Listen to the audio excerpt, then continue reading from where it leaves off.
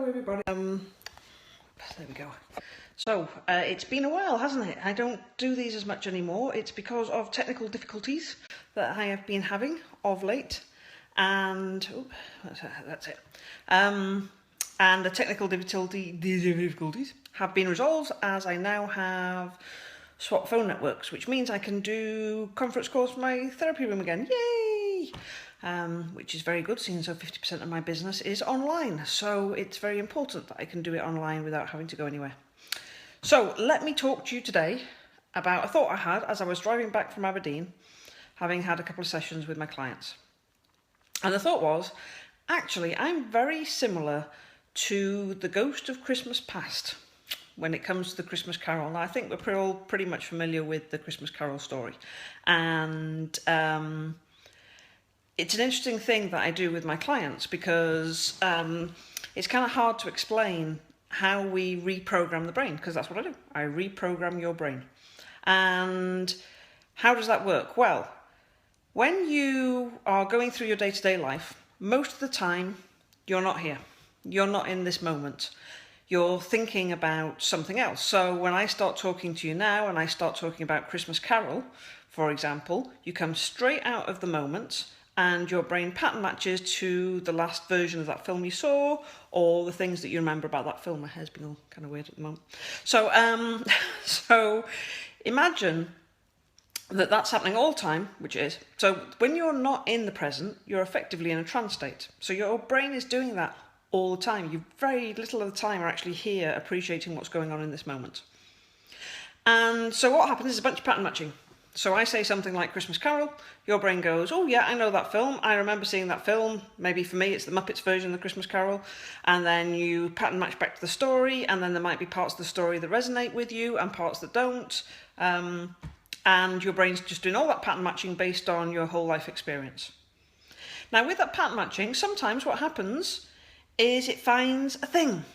It goes all the way back, so let's say we talk about Tiny Tim, for example. It is Tiny Tim, isn't it?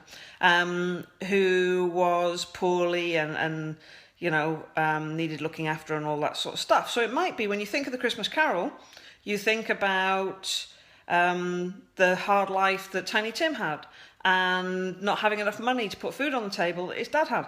And so you might automatically go back to a childhood thing where you don't have enough money or you didn't have enough money to eat. And that might make you feel bad. And it might trigger a thing in your subconscious that goes, this is not good, I don't want you to feel bad like this. So it sends a message back and you get a response. That response is usually a protection response to try and protect you from being hurt. So you might go into the kitchen and get something to eat. Or if you're at work, somewhere else.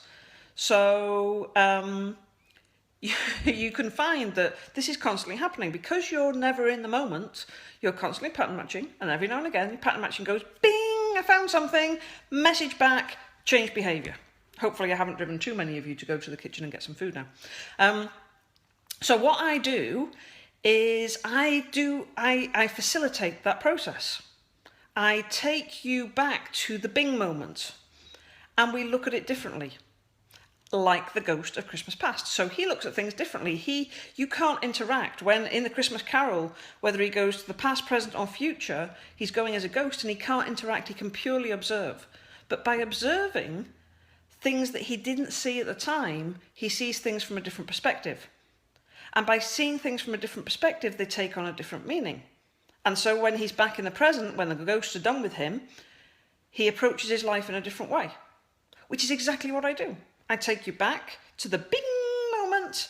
We see it in a different way. By seeing it in a different way, it stops being significant and having the meaning that it had before.